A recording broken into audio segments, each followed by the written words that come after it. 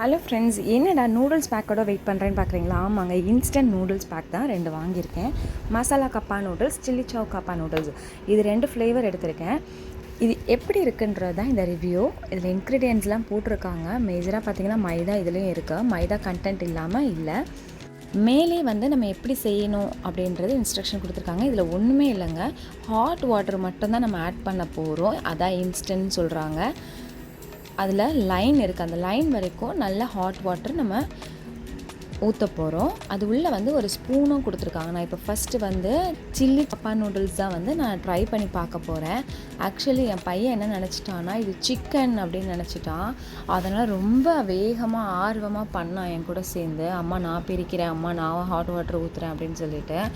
என்னென்னா அவன் ஸ்கூலுக்கு கிளம்பிட்டு இருந்த டைமுக்கு நான் பண்ணிகிட்டு இருந்தேன். அதனால் அவனுக்காக நான் பண்ணிகிட்ருக்கேன் அப்படின்னு நினச்சிட்டான். பிகாஸ் நான் வந்து எப்போவுமே வந்து நூடுல்ஸ் ப்ரிஃபர் பண்ணவே மாட்டேன்.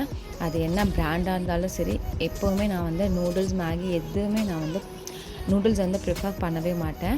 எப்போவுமே வந்து வீட்டில் இருக்கிற இட்லி தோசையாக இருந்தாலும் பரவாயில்ல, அதை தான் சாப்பிட சொல்லுவேன். இதை நான் வாங்கவே மாட்டேன். இதான் ஃபஸ்ட் டைம் வந்து இன்ஸ்டன்ட் சரி எப்படி இருக்குன்னு ட்ரை பண்ணி பார்க்கலான்னு வாங்கினேன். ஸோ ஹாட் வாட்டர் ரெடியாக இருக்குது. இப்போ புல் பண்ணி ஸ்பூனையும் எடுத்தாச்சு. அந்த போர்ட்டபிள் ஸ்பூன் இருக்குல்ல, சேர் மாதிரி மடக்கி வச்சுருக்காங்கல்ல, அதையும் வந்து ஸ்ட்ரெயிட் பண்ணி வச்சாச்சு.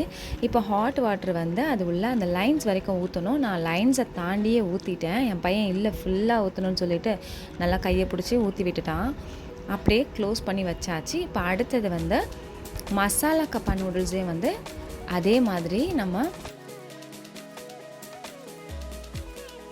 மடித்து வச்சுருக்க சேரை ஸ்ட்ரெயிட் பண்ணுற மாதிரி ஸ்பூனை ஸ்ட்ரெயிட் பண்ணியாச்சு. இப்போ அதை ஒரு ஓரமாக வச்சாச்சு. இதில் வந்து இப்போ லைன்ஸ் வந்து எனக்கு தெரியுது, கரெக்டாக இதில் வந்து லைன்ஸ் எங்கே இருக்குன்றது தெரியுது. அந்த இதில் வந்து நாங்கள் தேடிட்டு இருந்தோம் எதில் லைன்ஸ் இருக்குது அப்படின்னு சொல்லிட்டு. எங்களுக்கு புதுசாக இருந்தது. இதில் வந்து தண்ணி ஊற்றியாச்சு, ஹாட் வாட்டரை ஊற்றியாச்சு. ஊற்றிட்டு இதையும் வந்து அதே மாதிரி க்ளோஸ் பண்ணி வச்சிடலாம். ஒரு 4 மினிட்ஸில் ஆகிடும் தான் போட்டிருக்கு.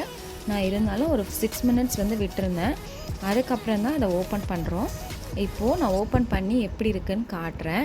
அண்ட் அதோட ஸ்மெல் எப்படி இருந்ததுன்னு கண்டிப்பாக சொல்கிறேன். இப்போ இது ரெடி ஆகிருக்கும். நம்ம இதை ஓப்பன் பண்ணிங்கன்னா, நான் ஆக்சுவலி தண்ணி வந்து அந்த லைனை விட 1 இன்ச் வந்து கொஞ்சம் வந்து அதிகமாக ஊற்றிட்டேன்.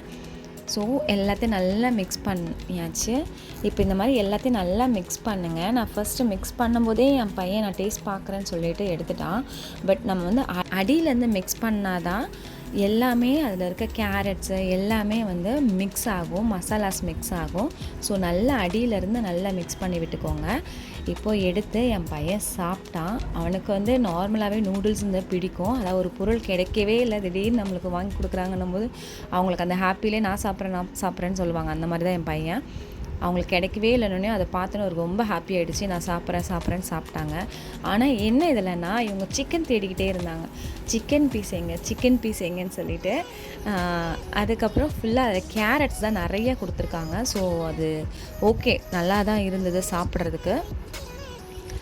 ரொம்ப மோசம்னு சொல்ல முடியாது, நல்லா இருந்தது. அதே மாதிரி இந்த மசாலா கப்பா நூடுல்ஸும் வந்து ரெடி ஆகிடுச்சு. ஸ்வைஸ் ரெண்டுமே வந்து ஓகேன்னு தான் சொல்லுவேன்.